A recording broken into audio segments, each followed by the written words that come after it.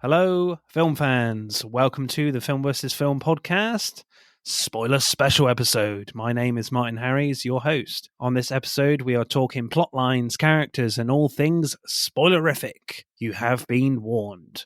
If you enjoy this podcast, please leave us a 5-star review and subscribe.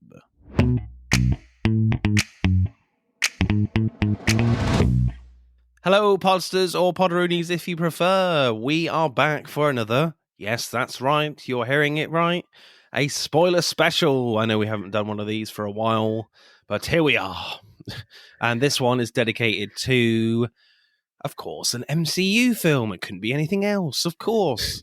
But what MCU film, you're asking? Well, the one that's come out called Captain America Brave New World. No, it's not Steve Rogers this time, it's Sam Wilson. Anthony Mackie's character taking up the shield as he did in Falcon and the Winter Soldier, the TV show, the Disney Plus show from quite a few years ago now, it feels like. And of course, I am joined by one of my regular and favourite guests, Lee from Lights Camera Rant. How are you, sir? Good, you, man. I'm one of your favourite guests. Oh. Don't tell anyone, though. Yeah, no. It's a secret. Yeah. Oh, lips are sealed. Lips are sealed. Good. Good to hear, man. So glad to be back.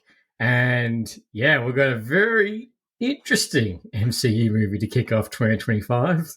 Yeah, so what happens in Captain America, A Brave New World? Well, kind of a lot, but at the same time, not much, to be honest. Captain America, new Captain America, Sam Wilson, and he's got his new buddy, the new Falcon, Joaquin Ramirez, I think his name is, and he's been sent out by Thaddeus Ross, who is now the president of the United States, to retrieve this package that's been stolen by Sidewinder, played by Giancarlo Esposito. So there's kind of a lot of questions about what's going on with this deal. This buyer was supposed to turn up, but he didn't, and that buyer turns out to be Stearns, aka the leader, where he's never actually called the leader, which doesn't surprise me at all. And he's been kind of pulling the strings and basically ultimately bringing out the Red Hulk in Thaddeus Ross. And it's basically also kind of manipulating things between the Americans and the Japanese and the other countries in the Indian Ocean to try and start a new global war, World War III, basically, to get their hands on this new metal called adamantium. So that's the movie, basically. So what do you make of this one then, Lee?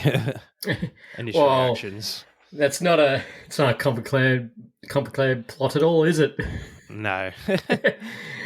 When it first got announced, this is what the plot is, this is what's going to happen, I was initially excited for it, but coming out of the film, I was a bit like, okay, yes, it does work, but at the same time, this is also a sequel to 4 films mashed together.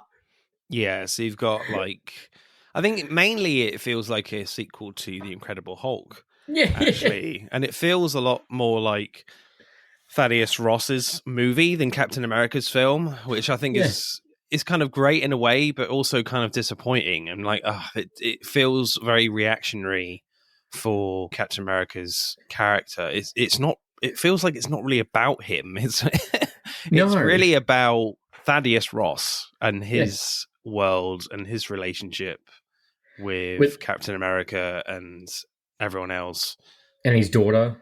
Yeah, his daughter that turns up right at the end, which was one of my big frustrations, that Liv Tyler is not in this until right at the end, which I did not like at all, to be honest. I know what you mean. It's like here's The Incredible Hulk, his sequel to Eternals, and here's this Captain America a little bit on the top. Really, is he's just the hero to put this all together. Because you're right, it's more of Thaddeus Ross's story technically than Captain America's, and the whole thing is about him trying to do this to prove his daughter wrong after you did split the Avengers, you also hunted the Avengers, and you also created the abomination. You did a lot of bad stuff. And he's talking about his daughter, which this is one of my little frustrations. Is I agree with you. Liv Tyler only came at the end, but there's a whole like leaked scene where she's at a funeral. So there's another scene that she was meant to be in. Right. Yeah, it does seem a bit strange, that. And also you've got, obviously, the Eternals in there with the baby Celestial coming out of the Indian Ocean. Yeah. Which they finally address. But then I was thinking about it with like all the other films, like there's no real way they were going to like really address that unless they just do a random shot of it in some of the other films, whereas this one they're actually addressing it, and it's kind of a clever way to introduce adamantium. The only thing was though that they didn't really like mention anything else about like the X-Men and Wolverine or anything like that, which was a bit slightly odd and disappointing that there was no mention of that. At least a little subtle hint where I didn't see it anyway. That they just introduce adamantium and they just leave it there. Okay. Yeah. Oh, cool. Here's a little Easter egg, and we're not going to mention anything else further about it. You're right. You think it'd be a bit more of a big deal that holy shit, there's something stronger than vibranium. Like it would have been slightly cooler if he said, "Yeah, this is the metal. By the way, we can melt this down and bind this to anything we'd like." Yeah. Not just we have this metal. And yes, it's been about, what is it now, 6 years since Eternals? And how many movies since then? And we're finally, there's a giant head. We're finally going to talk about the giant freaking head. Yeah, that was pretty funny in a way. So this kind of film was billed as more of a like political thriller like The Winter Soldier was. Yes. But I feel like the film is kind of trying to be like Civil War and that film, The Winter Soldier, and kind of taking elements from both, but ultimately failing, unfortunately. Here we just have kind of the Americans hired, where they've hired like Sidewinder to steal the adamantium and then send Captain America to take it back to convince like the Japanese to sign this treaty for an equal share of the adamantium, which didn't have much of an impact, really. Because when you kind of think about, like, with Civil War, because obviously the leader, Stearns, is kind of trying to manipulate the President Thaddeus Ross to create World War III, basically, and with the Japanese. Whereas there is an element that it does feel a tad clunky and like the whole mind control thing with the leader did feel a bit too easy, and it wasn't particularly very sophisticated or clean. It just felt very convenient and very overused with the leader's abilities like that. But with like a Civil War, what was great about that is Zemo was basically manipulating the Avengers from the inside, like breaking them from the inside, bringing up a secret that Iron Man, Tony Stark, was keeping from Captain America. Well, the other way around. Yeah. Yeah, it's the other way. Which kind of split them apart, which was just a brilliant way to do that, and just emotionally worked so well within the structure of the film. And then with The Winter Soldier, arguably better. I prefer Civil War personally, but with The Winter Soldier, what's great about that as a political thriller is the fact that you've got this Project Insight that Nick Fury is creating within S.H.I.E.L.D., but with that film, Hydra kind of rises up within S.H.I.E.L.D. to reveal themselves at the opportune moment for them to basically take over. But what's great about that film is that Project Insight was a dodgy thing to do in the first place, morally questionable in the first place from S.H.I.E.L.D. and Nick Fury, whereas there's just nothing particularly very sophisticated about like the political thrillery stuff within this. It's just the Americans stealing adamantium from themselves, basically, which to basically get Japan on side and sign this treaty. And it's like, oh, that doesn't feel very impactful. And yeah, it just didn't have a particular very seismic reveal or impact in the film, unfortunately.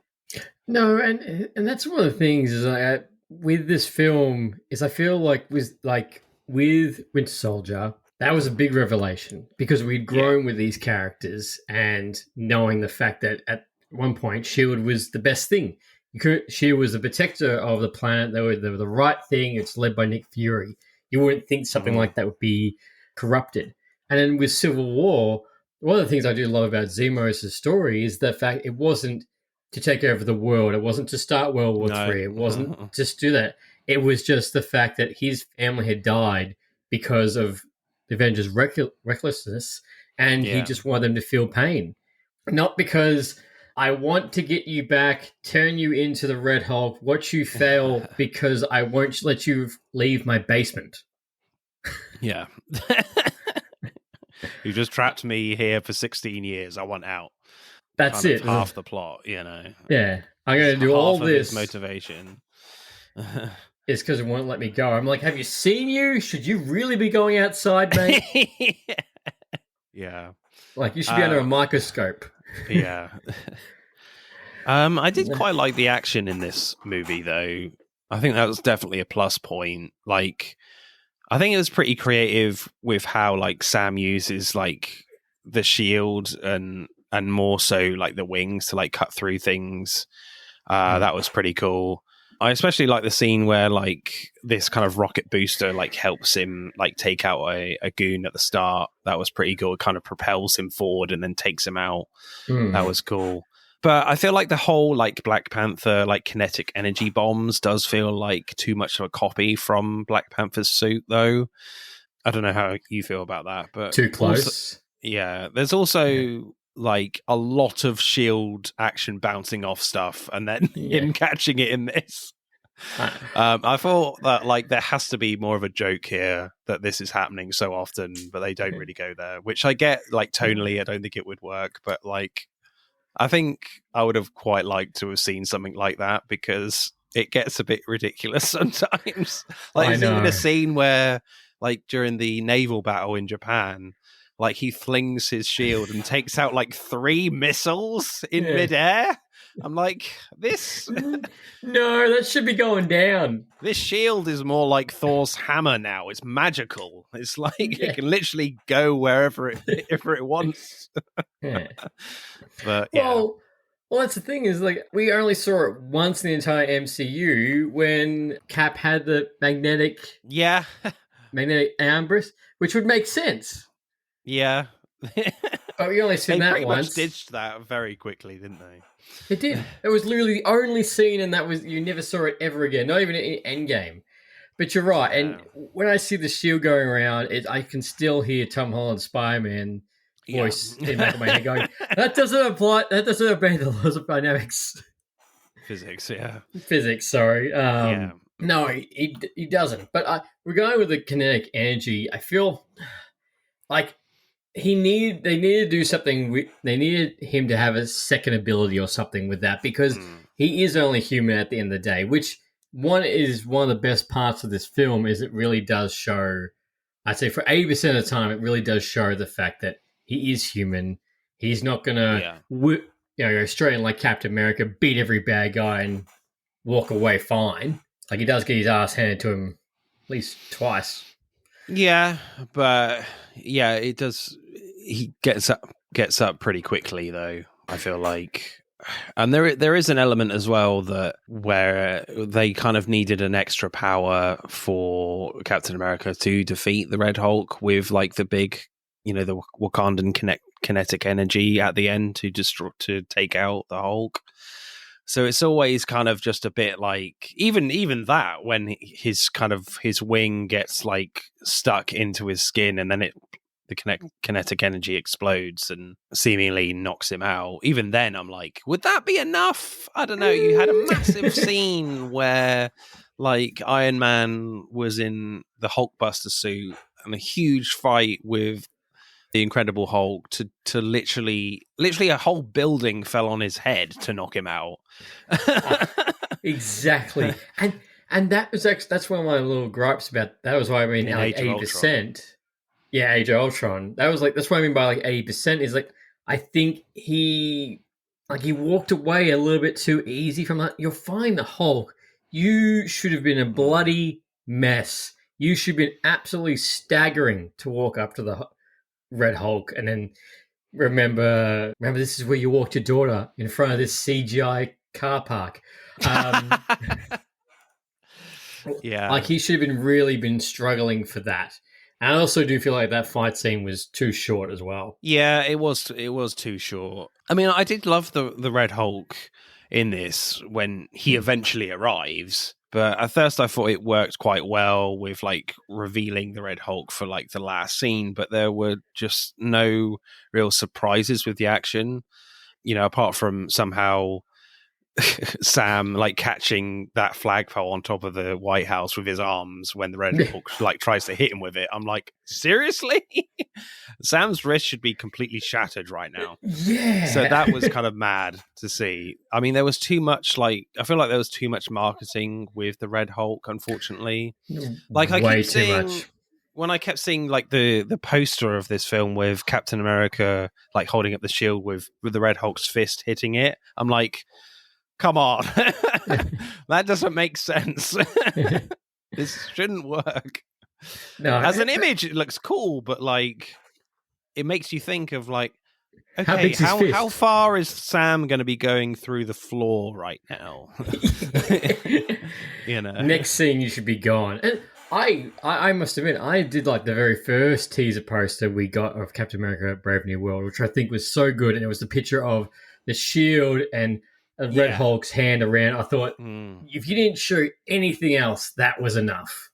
Yeah, so I do feel like certainly the marketing campaign showed a little lack of confidence in the film. You know, the film could have been more interesting if we saw the Red Hulk a little earlier, I think.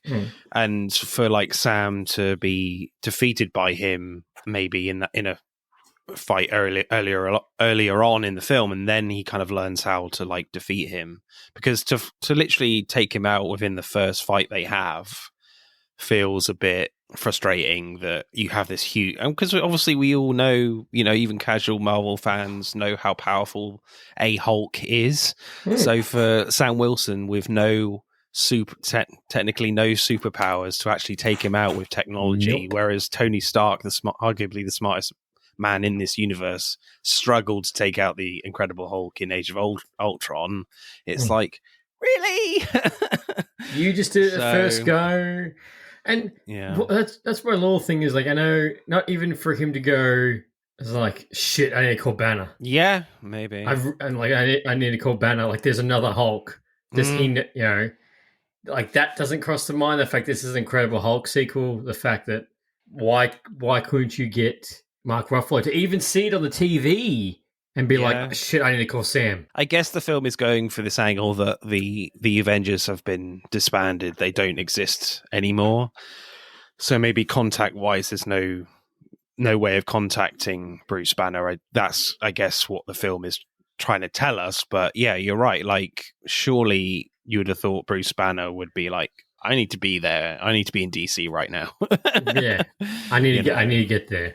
I mean, that would have been incredible to see. I mean, we definitely could see it in future films. I mean, that would be amazing. Red Hulk versus the Green Hulk. That would be awesome. Wars or something. Yeah. Not even like Thaddeus Ross seeing Mark Ruffalo's Hulk as well, just for him to be like some interaction.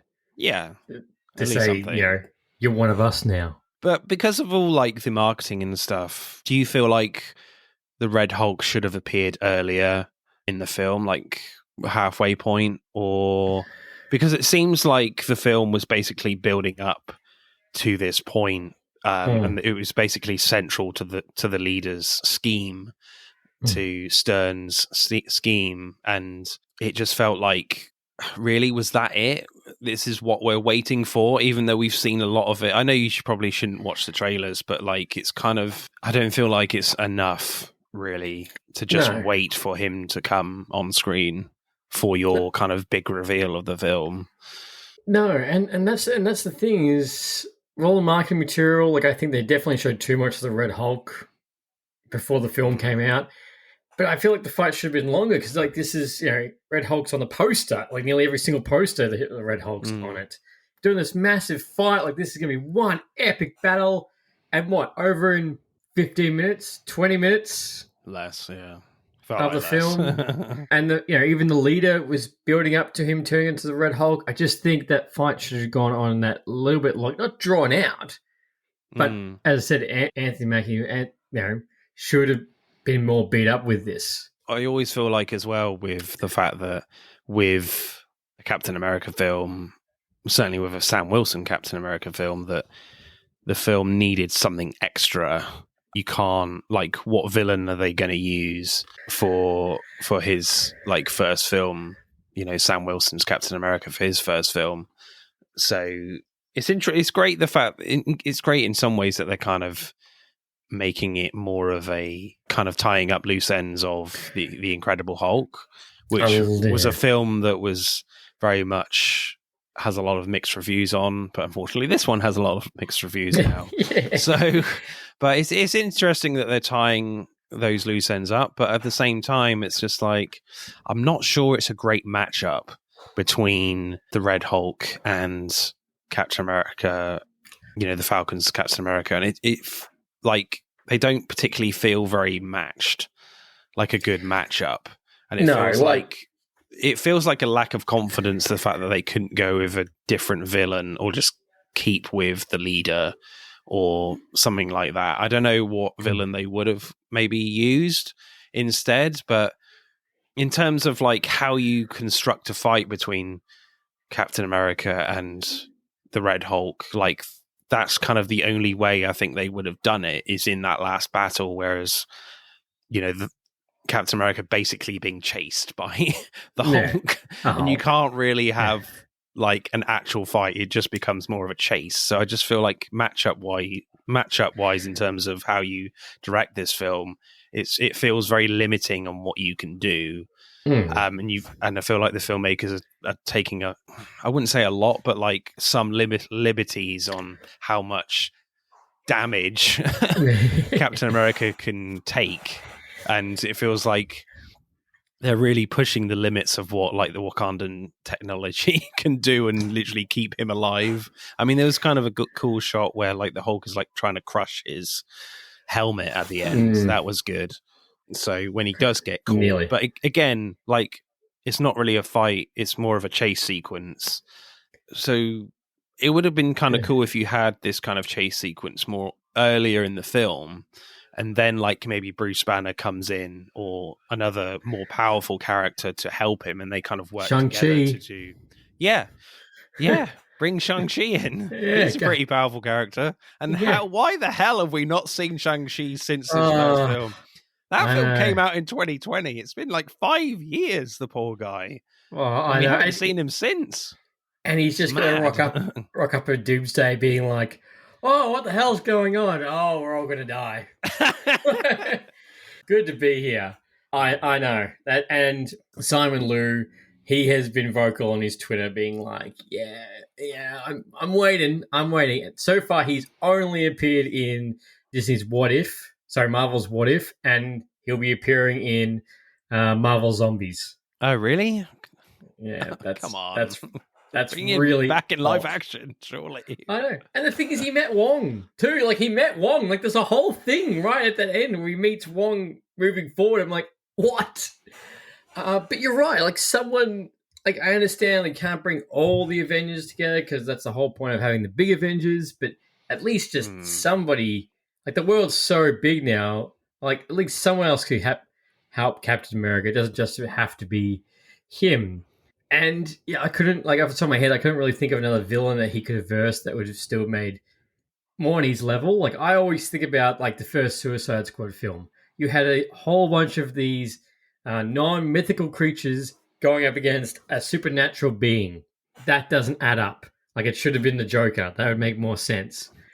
But you got a complete normal guy who's less powerful than the previous Captain America going against a Hulk, which we've seen Thor, we've seen Iron Man struggle to fight.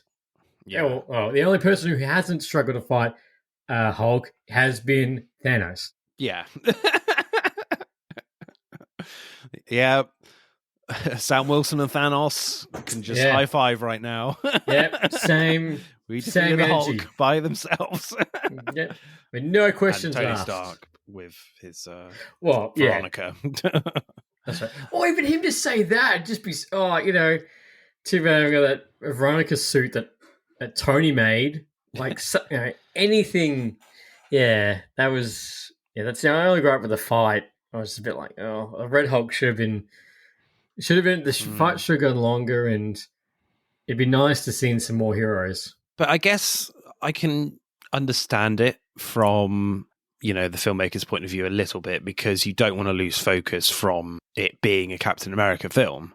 So I kind of get that to a certain extent, but you can't, and you don't want to you don't want to lose focus from that character. But but again, it just feels like really messy, because it doesn't feel like Captain America's story anyway. It's just, as I said earlier, it feels very he's just reacting to a lot of things with what's going on, and it feels like a Incredible Hulk sequel and more than a Captain America film. And what's really kind of interesting is that, and frustrating at the same time, is that I was always saying throughout a lot of this, I kind of mentioned this earlier anyway, but I'm going to bring it up again, is that where's Betty in this? Where's Liv Tyler?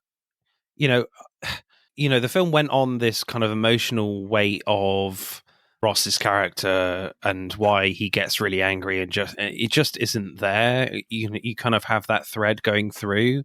When the phone call happens with Betty, it just feels really cheap. And then when kind of Liv Tyler turns up at the end, I was like, really? She's here now? I mean, come on. It just felt very frustrating, and it felt very hollow for Ross's character.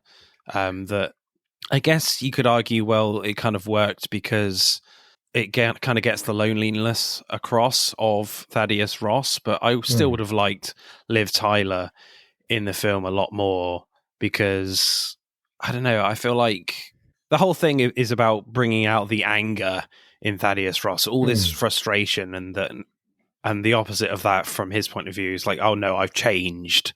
I've changed. I'm now the president, and I'm trying to bring the world together with this new treaty, doing some shady stuff as well, but trying to bring bring people together. But I would have felt like it would have been, I mean, he's the president of the United States, for God's sake. Surely he can get his daughter in a room with him and just talk things out. I mean, even the act of doing that will show a lot of arrogance towards his character and a lot of conflict between him and Betty, Liv Tyler. And then to literally just I'm like, why the hell would Liv Tyler come after knowing that her father is the fucking Red Hulk, destroys half of Washington and the White House? She somehow goes to the raft and see him at the end to have a nice little heart to heart. I'm like, really? Yeah. And that's and the fact that Liv Tyler back, she should have been more threaded through this. I'm like, you've got one of the key characters from the Incredible Hulk. She shouldn't have just been wasted for 2 seconds. Yeah. Into 2 seconds of a phone call, really. And that's the thing, is that this film went through a name change because it was originally called New World Order. 2, they did massive reshoots. 3, there's a scene that we saw in the trailer with the leader being at the White House at the very beginning. There's also, as I said before, there was the funeral scene. So originally it was Harrison Ford's meant to die. Oh, really? Oh, okay. Because in the photos, you can see Liv Tyler, you can see Anthony Mack, you can see everybody else, but you can't see Harrison Ford. Right, okay. Yeah, so I mean, that tells me that the Red Hulk was very much a late addition to this film, maybe. Yeah. And the leader was just going to be the only villain, maybe. Which again is just we can't they just didn't feel confident with the fact that they can't carry this film with the Falcon as Captain America. Well, I don't know. They should have. And not to mention, the other character, which I feel like was utterly useless, and I'm sure there was a lot of cutting room floor, was the Black Widow. What was her name? Bets are all off. Yeah. Ruth. Yeah, I kept thinking in my head, her Russian second name just sounded like The bets are off. Yeah. Ruth bets are off. Yeah, Ruth Bat Saraf. Yeah. Yeah, that's it. And that's the thing. All In the bets are off with that poster, character. that's it. I'll coin that. But like in the poster, she's wearing like a superhero outfit that we don't see her in. Yeah. I was like, oh, that's a nice design. I'm like, oh, okay, cool, I guess. Yeah. So yeah, that was kind of disappointing. And also when the phone call happens with Ross and Betty, you're like, oh, okay, we're definitely not going to see her. And then then obviously when it happens, when Liv Tyler comes up, and it just felt so frustrating because it was like the film was telling you like, oh, you're definitely not going to see her now. And then here you are, Yeah. surprise. Yeah. You know, after the phone call. Here she is. Like, what? She should have been a lot more integral to the plot and the emotional stakes for Ross because it's basically his film. So it felt very frustrating, even though it really shouldn't have been his film, even though I didn't kind of mind it being Thaddeus Ross's film, if you know what I mean. Yeah. It's kind of a nice surprise in that way, but it still felt really frustrating. So even if they had like a dinner scene where she skipped down dinner with him before he had the big speech and it's someone saying to you, oh, did she skip dinner again? And he's like, yeah, she skipped again, but I'm trying. Something small like that, we're just giving it a little bit more weight. Let's talk about Samuel Stearns a bit more, the leader. I thought he was actually one of the stronger elements of the film. I thought he was awesome, like just a great design, scarier than I expected with like all the green bulging bits of brain. Yeah, it's just kind of great how he was revealed as well and kind of teased. I love the kind of the little hat and the glasses, the subtle like pigments of green in his face, a lot of dark lighting. I loved the little basement laboratory that he has. I thought that was great. And like story-wise with the character, I liked all the like the probability intelligence to his character. That kind of made sense to me throughout the film. That was good. But again, like the whole mind control stuff I thought was interesting to begin with, like with the whole kind of assassination attempt of, you know, the president, and the fact that, you know, this light like was just projecting onto Isaiah Bradley. That was really interesting. That's basically took over his mind. Then I feel like, you know, they overuse it a bit, especially with kind of the fighter pilots. I was like, really? Yeah. Why were you looking at your phone while flying? Well, I guess they would have used some sort of, I don't know, something within the control panel to do that with the light. I don't know, but it just felt a bit too overused for me. Oh, and just straight up murders that guy and blows his heart when he's about to spoil everything. Yeah. Like, no flash. Like, no, I'm just going to kill you. But you're right. Like, it did seem a little bit too easy. Like, if you could do this, what's stopping from other people using your same technology to flash somebody else to do things? And what happens if you do that to, like, another superhero? Like, if you use that same technology on, I don't know, Thanos, Cap, anybody? Because my first thought was that, oh, okay, Isaiah Bradley has been maybe he's been captured by the Koreans or the Russians at some point in his life, and that he's been experimented on, and he's had kind of the same thing of what Bucky had, as that created him into the Winter Soldier. Yeah, the whole "do you comply" stuff, and that kind of mind control where you have like lots of associated words to bring out the Winter Soldier. Maybe the Americans have done like a similar thing to Isaiah Bradley, and that we don't know about. I thought that might have been more of an interesting thing, but they don't really go with that at all, which is unfortunate. And yeah, apparently literally anyone can be mind controlled by the leader with a bit of light and the Mr. Blues song. Which I thought was kind of a nice little Easter egg. So I think Bruce Banner was talking to the guy trying to help cure him, I think, in The Incredible Hulk, the guy on the other end of the text conversation was called Mr. Blue, I think. When that was Samuel Stearns. Yeah. So that was kind of a nice Easter egg. Yeah, but again, a little too overused. And it just felt like there's not enough like clever, interesting writing here. And I definitely now that I'm thinking about it, that I think that would have been such a better idea if the leader has unearthed this secret that the Americans have used the same do you comply mind control stuff from the Russians that they used on Bucky on Isaiah Bradley. But no, it's all from the leader's brain rather than a uncovered American secret, which I think would have played into more of this political thriller aspect. But no, you can just use a flash and a song. But you're right. That would have been better. That would have been a better option. Of a bit more. Okay, there's the Russians have a Bucky version, and we've got the American version. But no, we don't get that either. But like, I do feel with Isaiah Bradley, I do feel for him. Like I did felt like the emotional way with his character, especially when he mentioned about his suit. He's like, just don't do anything in the suit. Like I did feel for him, but that would have been a lot more intriguing. That's the thing is that some things work in this film, but other things I'm like, that seems like that was left on the cutting room floor or just a cheaped out cop out. Yeah, definitely. And I feel like with Samuel Stearns as well is the fact that he doesn't really get like a really good meaty scene. They're just very bitty, and his stuff felt like really cut down.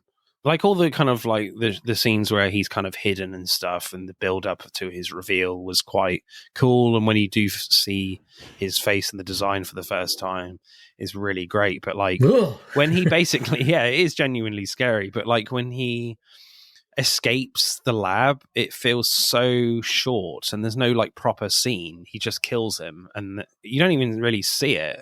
He just escapes. So I thought was a missed opportunity where.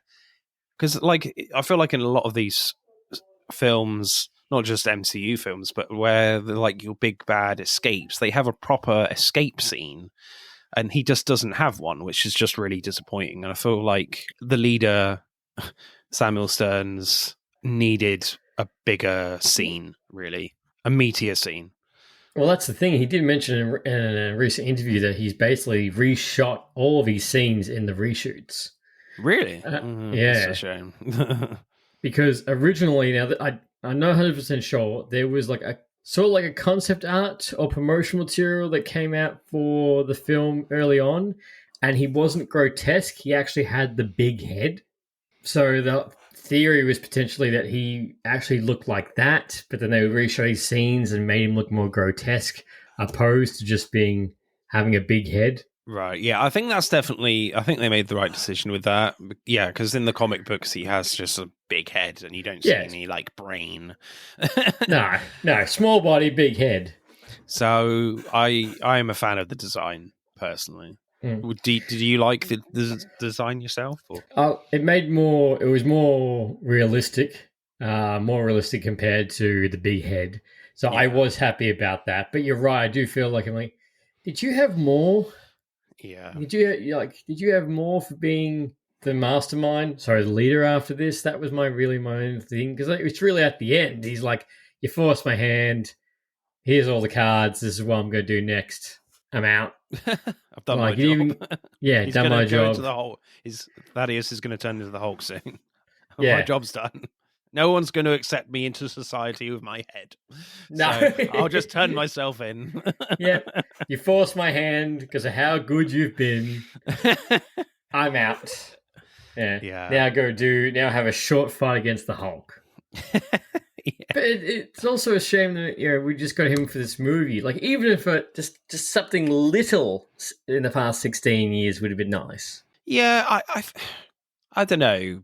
I mean, I quite like the fact that he's been hidden for 16 years a little bit, and that it's really difficult with this character as well, how you show him. And I guess this character has gone through a lot of concept art of how to actually show this guy properly, because of the design from the comic books is ridiculous.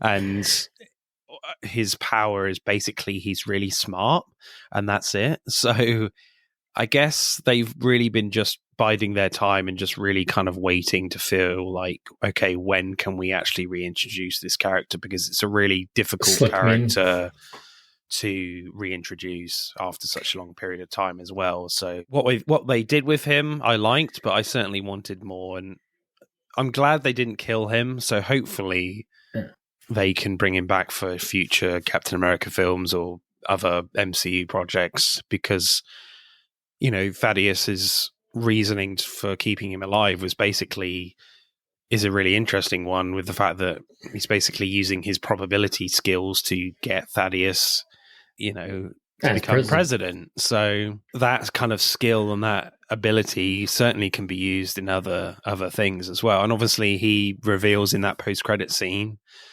to say that don't be naive to think that this is the only world. They are coming. They're coming. Which I was like, ooh, exciting. Oh, okay. I was going to say, how did you feel about that post-credit scene? Because I've asked a couple of people, and some people have liked it, and some other people were like, I kind of wish it was a post-credit scene of him kind of like going on a mission to start the Avengers, because that's an underlying thread this whole film. Like him just meeting, I don't know, Kate Bishop or Shang-Chi would have been really good. Anyone. Just anyone. Anyone. Miss Marvel, which I know a lot of people would have been like, but just someone it would have been nice. I'm just being like, hey, not something cheesy like, oh, we're gonna get the band back together. But yeah. To be fair, I would have loved to have heard that from him, because I feel like Anthony Mackie could make that work somehow, like coming up to like, I don't know, Jeremy Renner or something with his walking stick, poor guy, and saying, "Do you want to get the band back together?" No, I can barely walk. But I know a girl that will. But like, just something like that, because this is our very first post-credit scene, or first inkling of Doomsday and Secret Wars. Yeah, definitely. Or maybe Galactus as well, because obviously Fantastic Four, they are, that's on a separate world as well, apparently. Well, that's right, yeah. Fantastic Four is not, they're set in an alternative world, and somehow they're going to come to our world, which is a whole bunch of other theories I've heard that apparently they escape to the normal Earth because Galactus is about to ruin theirs, that they slip through right at the end. Yeah, that makes sense. Yeah, but somehow they still get to keep their backs to building. Yeah, going back to your question, like I quite liked it actually. To be honest, because I quite like the character. I really enjoyed the leader and just the design, and I thought he was he felt like a really good threat. And I feel like he's one of those characters that kind of left you wanting more. Yeah, he was really great for me, so I didn't mind it.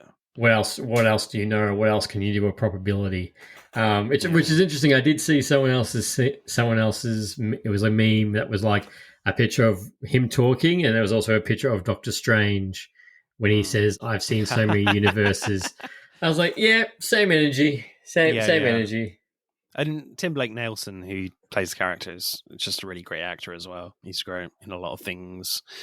Also, certainly with the adamantium stuff, whether they mention is that I was thinking throughout the film. Again, it's disappointing that they don't really refer or kind of mention anything about the X-Men at all, which is a little disappointing. But also, it kind of made me think that, okay, they were actually going to maybe create and start the X-Men in this universe on this Earth from the ground up. Maybe the fact that they've just only reintroduced adamantium, so maybe the X-Men won't come from another universe. Yeah, would you actually be in this one? Like I was just thinking just then, even if like Harrison Ford was talking like, oh, this guy is going to be one heading everything up. I like to call him William Stryker. Yeah, exactly. Yeah, just like introduce Stryker. That could have been a great like post-credit scene as well. Like I would have thought maybe that they would have brought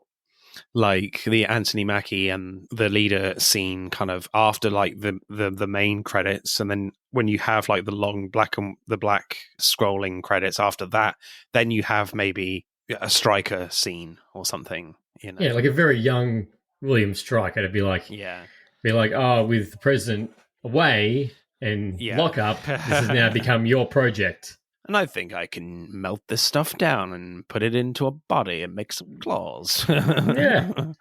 No, that's really, really particular. Oh no, I just throwing it out there. Yeah, my son just really likes the animal Wolverine, the Yeah. Wolverines. Yeah, they'll be fine. Those real short dudes. They're cool. Yeah, Canadians. Yeah, they seem to be. Yeah, maybe I'll look there first. Yeah. Going back to some of the characters, though, I think just Anthony Mackie as Sam Wilson, Captain America, I thought was really good still. I think he's always great in all of the films. I guess when he is Captain America now, kind of that wisecracking tone that he does is toned down a little bit more, which is a slight disappointment. I definitely would have liked more jokes from him because it's kind of passed on now to Danny Ramirez as Joaquin Torres. As Kid Falcon. That does, all the jokes now, which is kind of, I mean, he's great, but I definitely preferred it from Anthony Mackie, cutting the checks. And I think Anthony had one of the best lines when he's like, Bucky's full of shit. I should have taken the serum. Yeah, definitely. But he seems to be handling the situation fine anyway. Yeah, fine. So I don't think he needs it. No. That was one of the things I feel Anthony Mackie as Captain America, he was very strong. It just, as we said, he was almost just fourth in line in the movie. He's really strong when he needs to be. Yeah. Going up against the Hulk, but he's probably getting his ass kicked by Kang and Doctor Doom. Yeah. But no, I think as a standout that both him and Harrison Ford were the best performances in the movie. Yeah, I think Harrison Ford is great as Thaddeus Ross, obviously taking over the character from William Hurt, because I really, really liked William Hurt. He had this kind of quiet menace about him, whereas Harrison Ford is a bit more forward with it. You can definitely feel the frustration and the anger coming through, which is obviously the whole point of this film, which is kind of great. But some of the dialogue he has isn't great at all, if I'm honest, sometimes. And it's just like, oh, come on, surely this has got to be written a little bit more sophisticatedly. But yeah. You feel like he's trying to bring extra life to the script that's not really there, which is a real shame. But certainly kind of towards the end, it's frustrating. And it just kind of takes you out of the reality of the situation sometimes, that this is when you're supposed to believe that this character is the president of the United States, there has to be a bit more of Air Force stability. One. Yeah, there has to be a bit more of stability and believability that this guy is the president. Yes, it's an MCU film and a Marvel film, but still, this is supposed to be more of the realistic end of the MCU. And sometimes it goes a bit, even with the writing side, it goes a bit too silly. But yeah, I think Harrison Ford does great in what he's given, and just tries to elevate it. But even he is kind of struggling, I think. The thing is, it's also a darn shame that this is his first superhero film, and this is the film that he gets into. He's done as much as he can with the film, and I think him as the Red Hulk is an absolute menace. Straight off the bat, I'm like, God, you want the grumpiest actor to play the Hulk? Yeah, and I did see a video on TikTok that's like, this is him turning into the Red Hulk is not CGI. This is just Harrison Ford, and people keep asking him Star Wars questions. Yeah, that is hilarious. Yeah, I mean, when I hear interviews with him for any of his films, frankly, not just this one, because he's all over the kind of the media circuit right now, or was anyway, and it's just really cringy. Listening to him, it's like, oh no, turn it over. It's people asking him these questions too, and you can see in his face where he's just like, really, that's what you're asking me. Yeah. It makes me wonder how much he enjoys making these films. I mean, he claims he really enjoyed it. He's not really showing that. But, no. But, I mean, I would love to see the Red Hulk and Thaddeus Ross back, though. They've still got him on the table in the raft. and hopefully, like, Harrison Ford can have a bit more fun with the character this time, and maybe team up with the Hulk. Bruce Banner would be amazing. Yeah, that would be cool, and that's a very possibility in Doomsday because they're going to need all hands on deck, Yeah. especially for Secret Wars. It just depends on how much Harrison Ford wants to come back with 80 plus people on the call sheet. Taking selfies with him. That's it. Everyone taking selfies with him. Yeah. Danny Ramirez as Joaquin Torres, like the new Falcon, I thought was really good, actually. Like, his action scenes were really cool. It's interesting with kind of the level of action that he gets compared to Captain America, that his abilities aren't like really diminished compared to Captain America. He's still got a lot about him, that he can certainly kick ass all by himself. And obviously it's really interesting when he does get kind of injured in the naval battle that he kind of goes too far, which I thought was really interesting. Very kind of Top Gun-esque as well, with that whole sequence with, the nicknames on the helmets of the other pilots. That was interesting. Well, he was in Top Gun. Oh yeah, he was, wasn't he? A very minor character. Yeah. Yeah, and I only just realized that he's also going to be in The Last of Us. Oh, cool. But no, I think he did a good job as being Kid Falcon, being a half like tech guy, the guy in the chair for all cap. And when he did get hurt, I'm like, well, yeah, that's kind of what you would happen if you were just Falcon without the suit and get blown up. Yes, you would be in like that situation. It did feel, what was this slightly disappointing though, it did feel very similar to the way kind of he gets taken out, where like Vision takes out War Machine in Civil War. Those two scenes felt kind of slightly similar. But I was kind of surprised that Sam didn't go after him. No, maybe they were aware of the Civil War comparisons, I don't know. But it did strike me as a little bit odd that he didn't like just check if he was all right. Maybe. Oh, you're going down. Oh, but anyway, I have to follow the plane. You'll be fine, kid. Yeah. I have to take out the other missiles. Yeah, I kind of get that to a certain extent, but like there wasn't. If you're a true Falcon, you'll be fine. Yeah. There wasn't like a lot of like emotional response from Sam Wilson in that moment. It didn't feel like, so I was quite surprised about how kind of cold that scene was. I was like, oh, okay. Your friend is like nearly dying. Okay. Moving on. Just carry on. No, really the only weight we got on that was after when he meets Bucky. Yeah, I've literally forgot Bucky was in this, to be honest. He's literally just kind of in there as a pep talk for Sam Wilson and then just kind of a joke as well at the end. Yeah, that's it. He's like, I'm out. I gotta go shoot Thunderbolts. Yeah. Yeah, I got a new team now. See ya. Yeah, I'm out. I can't help you.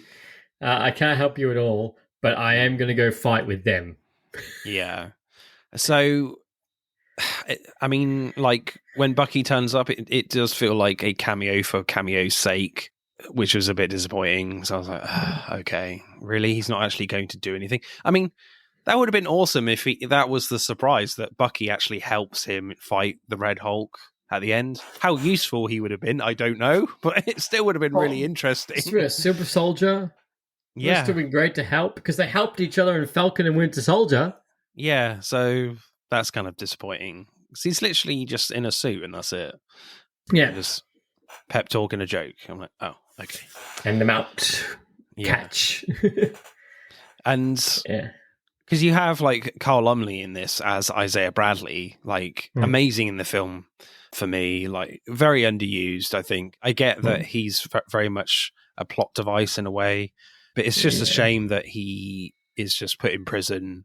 He does have a fair few scenes actually when he is in prison, but yeah, that's it. I would have wanted for him to have more of an arc where he's more active in how he kind of redeems himself and proves his innocence a bit more, like rather than relying on Captain America and others to literally get him out, because it's always been that way for this character. So it's just a shame that the fact he's a super soldier too. Yeah, exactly. Like he could have helped out at the end, maybe. Yeah. So it's just kind of a bit disappointing that it's the same kind of story for him, that he's just waiting to be let out and released and stuff like it was before in The Falcon and the Winter Soldier, which is disappointing. And that will be it. Like we probably will not see him again. Yeah. That's it. And that's what I was talking about earlier. Like he had such emotional thing with his suit and everything. But that's it. Like you're off into the sunset. You're free. We're probably not going to see you again. But he does a great job. He was one of the best reveals, I feel like, in Falcon and Winter Soldier. Yeah, definitely. That shit, there's another super soldier, but he got the exact opposite to what Steve Rogers got. So I think that was great. But besides him shooting up Harrison Ford, and besides the cell scenes, then he just gets his ass handed to him from Cap in training montage in the gym. That's the other thing that was kind of really frustrating as well, is that when they're kind of looking through the footage of the assassination attempts, where Isaiah Bradley literally shoots Thaddeus Ross basically right in the face, and it's just like, how did he miss? Yeah. And you're just like, well, if he did shoot him in the head, which it looks like he did, how is he alive? He must have some sort of superpowered ability. So I'm just like, we live in a world now, Sam Wilson lives in a world now where superheroes are everywhere. So it just feels a bit weird that he doesn't come to some sort of conclusion that something is going on with these pills, that it's just not alone just keeping him alive. There's got to be something else here, because the only person that can survive a bullet to the face is Bruce Banner. Yeah. Exactly, which is still one of the most... Connect the dots, dude! Which is still one of the most coldest scenes of a character to ever say. Yeah. Like I tried to, but the other guy spat it out. Yeah, exactly. You're right, and you think... But he does mention that. He does mention that in Captain Falcon. He's like, we're going to fight the big three. So you're aware how weird your world is, that anything can happen. So they keep that very open, which is really kind of disappointing that, Captain America can't come to a better conclusion. Well, not a better conclusion, a conclusion that makes sense, that he has like some sort of superpower, that he is a Hulk. Because all the scene is that, how the hell did he miss that shot? And that's really it. They don't really play on that anymore. So again, it just feels like there's a lot of stuff on the cutting room floor here. And this is not a long, in MCU terms, this is not a long film. This is like less than 2 hours, including credits. And being a Marvel film, the credits are 5 minutes plus. This is the shortest Captain America film. I think it's a 1 hour 58 minutes. Yeah. That's it. Here we go. It is 20th on the whole list of MCU films runtime. It's pretty low. Yeah, so I don't know whether they were just conscious of the fact that there is this kind of criticism with MCU films that they are very long, but like, don't listen to that. I don't care. Like, I actually quite like long films. Oh, excuse me. No. And there definitely is a case to say with this that there needs to be more in here. Yeah, there needs to be, Liv Tyler needs to be in the film to make it for the starters work. Yes. Yeah, that'd be great. And just more political thrillery stuff, I think, would have been great. Just more of everyone, really, because I think the only character that I think is just enough. I would say, I think what they do with the leader, there's enough of him, and you don't want to show too much of that character, and I really get that. But at the same time, as I said, he doesn't have a meaty scene where you really show off his villainy. Whereas I think the one character that I think there is actually enough of this character, and he's an incredible actor anyway, is Giancarlo Esposito's Sidewinder. I think he was awesome in the film as a villain, and I mean, he's incredible in anything he's in. And he has a great fight with Sam Wilson as well. Like, the way he's shot is brilliant. And apparently he was a character that I read that was introduced into reshoots. Yes, Sidewinder. But I really liked him. I thought he was awesome and just enough. And I think there was just enough of him that you don't lose focus with the rest of the film, with Captain America's story, or rather Ross's story. Ross's story. But no, Yeah. and he's one of the characters that I look forward to when he comes up next. But yes, Yeah. he was part of the reshoots because originally they were meant to have the Serpent Society, Cap versus Serpent Society at the very beginning, but which had Seth Rollins, the WWE wrestler, in. Really? Okay. Yep. So yeah, that's another thing that was on the cutting room floor. But no, he was one of the good, better characters, and I hope to see him again in something. Even like, God, I know it's a bit of a stretch, but even seeing him Daredevil Born Again would be sick. Maybe, yeah. Because he's just a mercenary, really, isn't he? So it makes sense. Yeah, really, you could put him in any situation. But like, for example, like Guardians of the Galaxy 3, 2.5 hours long. Cap Civil War was 2.5 hours long. Guardians of the Galaxy 2, 2 hours and 16 minutes. Captain America 2, 2 hours and 16 minutes. So it can go longer. Yeah, definitely. Also, another point that I've just thought of that they don't really touch on much at all, and I guess they cover it a lot in The Falcon and the Winter. I wouldn't say a lot, but they do touch on it in The Falcon and the Winter Soldier. It's such a mouthful, that title. Is that, you have a new Captain America now that doesn't have a super soldier serum, and that is black as well. And I just don't think they really touch on that at all in this film, which is kind of weird. I didn't think about that. Maybe they were like, we don't really want to really touch those themes too much, and we just want to focus, and it doesn't matter about where this character has come from. Anybody can be Captain America, so and so on. But this is a political thriller at the end of the day. Yes, it's a Marvel film as well, but surely that's got to come into it a little bit with the relationship between Ross and Captain America. And I guess there is a little bit of that with Isaiah Bradley's character, but again, there's not a lot. So again, I just I don't. When I say there's not a lot, there's not even a lot of subtle hints here and there either, which I think is a little disappointing. Maybe they just don't want to go too overtly political with that side of things. But again, I still would have liked it to have been a little bit more daring in that side of things for me.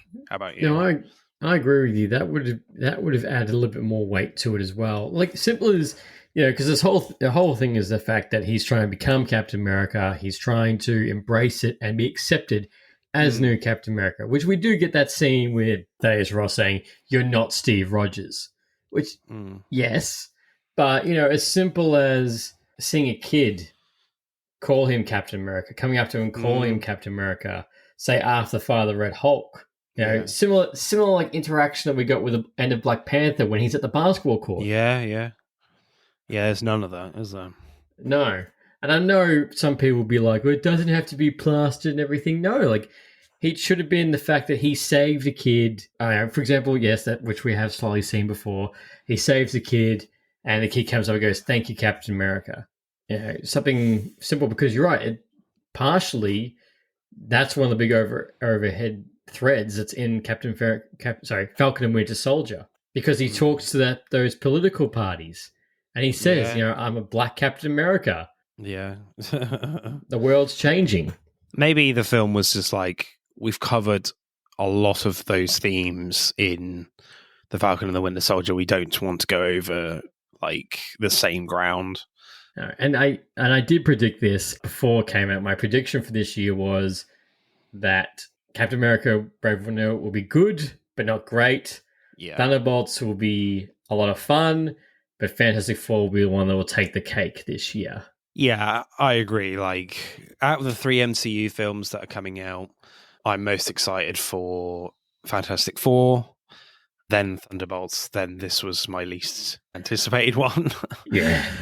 Because it just felt like it was all kind of cobbled together, and I don't think they had much confidence in it, and just having the combination of the Red Hulk and Sam Wilson's Captain America just doesn't feel like a great fit.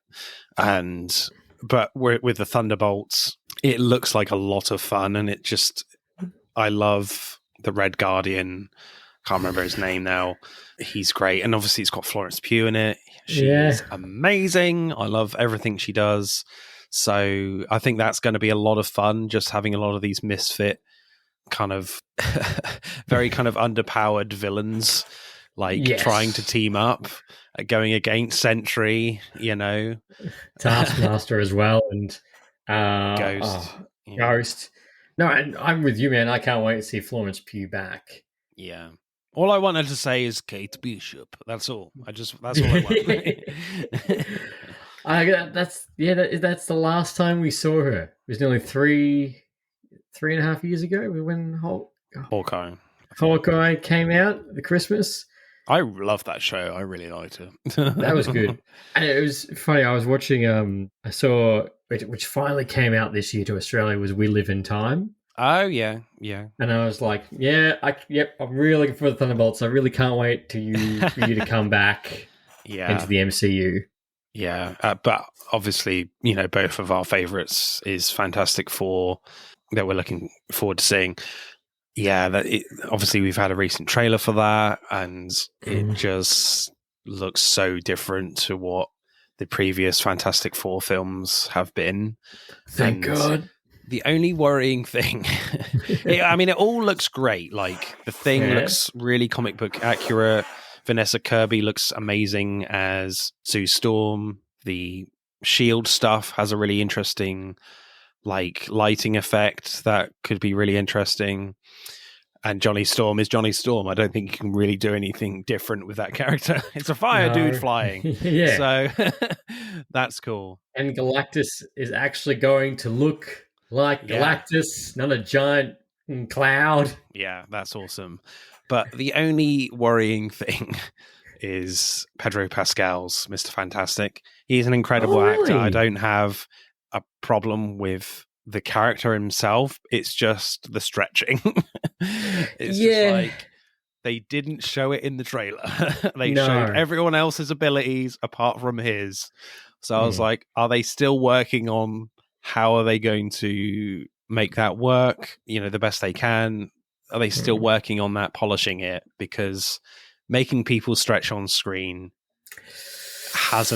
doesn't particularly work well, and it hasn't worked particularly well in the previous Fantastic Four films. Because I think with Miles Teller's Mr. Fantastic, he just stretched his arms and legs. I think that was all he could do to get around that, because it is so hard to make that look good. But I think what's interesting, though, is the aesthetic that they're going for, this kind of retro 60s look, which looks incredible. And I love the fact that they've got their own car, and it looks so brilliant that I think they might be able to get away with it this time because of this retro 60s look that somehow I think making a dude stretch will work. Will fit in. Yeah. And on top of that is with their iconic comic book accurate costumes. Makes sense for what they look like. It's not like, why are they looking like that? No, it makes sense in this world.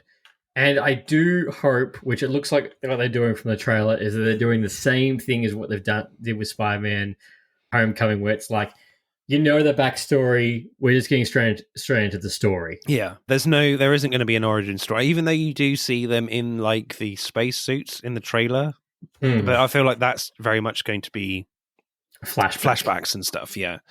So that's exciting as well, that we don't have to go through all that shite again. We know. Okay. Yes, you went into space. Yes, giant cosmic thing. Yes, we get it.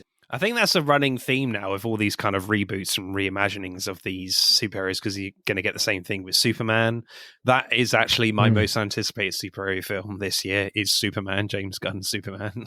Really? Sorry, Marvel fans, but that one is I'm very excited for that one. I know there's been a lot of shit online about the suit and stuff that looks terrible, but I don't think it looks that bad. I really don't. But no, it doesn't. Don't get me wrong. I think Henry Cavill's suit was a lot cleaner. Yeah. It's a very different take, because it's obviously that suit's from the alien world, and this one, it feels like maybe he's made it himself. Maybe. I don't know. We don't know yet. And I like the whole idea of this being Superman Year One. Yeah, exactly. So, in that film as well, that we're not going to see his origin again because we've seen it time and time and again. So it's just really great now that, and we saw it with Matt Reeves' Batman. We don't need to see his backstory because we've seen that, his origin story, because we've seen that time and time and again. And it's kind of great that we're just moving past that now. Yeah, skipping it with our most popular superheroes. And I don't mind it that studios are bringing back the same heroes all the time, because I always just find it really interesting with filmmakers having just very different takes with these characters. I'm like, you can do so much with Batman and all these other characters, and evidently Fantastic Four. So bring it on. Yeah, I'm looking forward to this year. July is such a packed month. You've got, what I see, Super Dress-tastic. Yeah, that's not catching on. No. Ever since Barbenheimer, people are really just trying to make other things work. It's just, but Barbenheimer just works so beautifully that everyone's just trying to make other, because last winter it was just like Glicked. Wickedator, Gladiator. Again, that doesn't work that well, especially as one film was brilliant and the other one was not at all. You can guess which one's which. Which one's which. You can make up your own mind. Yeah. But if you've, have I said it on a podcast yet? I'm not sure, but you can definitely guess. Which one? I can't remember. But no, you're right. They're just trying to mash it all together, because I think it's Jurassic World, Superman, Fantastic Four. Yeah, all in July. Yeah. Oh, in the July, which is going to be a big box office month, which I think, Fantastic Four, I'll be watching that in Italy. Oh, nice. I just have to make sure I watch the right film, or I'm going to watch the whole film and be like, I have no idea what they're saying. I don't know. Will Maddie allow you to go to the cinema when you're in Italy? I don't know. I can't. I did. I said to her, I was like, look, if there's a film, it's going to be really big, I can't miss it. She's like, I'll go. Are you taking your podcast stuff with you? Yes, actually, I even have a T-shirt ready to go. It's going to be nice. Lights, Camera, Rant, World Tour. Nice. Yeah. Awesome. So, gonna take the laptop and gonna keep going. The quality will drop dramatically, but I'm gonna keep going. Nice. Right, let's wrap this bad boy up then, people. So the MCU proper, I would say, has returned for this year. Bit of a bumpy start again. It's not. I wouldn't say it's a return to form, but I am very hopeful for Thunderbolts and Fantastic Four to come. Lee, this is your opportunity to tell us about your podcast, and where can we find you? As always, you can find Lights, Camera, Rant on every streaming platform, YouTube, Spotify, Anchor, Heart Radio, everywhere. Just Lights, Camera, Rant, or search up Mr. Rant and you'll find me. Excellent. Right, it's time to say goodbye, people. It is goodbye from Lee. Bye-bye. Nice to see you again. It's been amazing as always. Bye-bye. Well, likewise, man. See ya. Bye-bye. And it's goodbye from me. I'm going to have a little Hulk out. Bye-bye. That's it for spoilers, guys. Thank you for listening. I hope you enjoyed it. But don't stop there. Get involved and tell me what your thoughts are about this film. Send us a DM or comment on Instagram and TikTok at Film vs. Film Podcast, for X at FVF_podcast. Plus, we are now on YouTube, so hit that like button and comment there. If you do, I'll give you a shout out on the next episode. Remember, please leave us a 5-star review and subscribe. Pod signing off.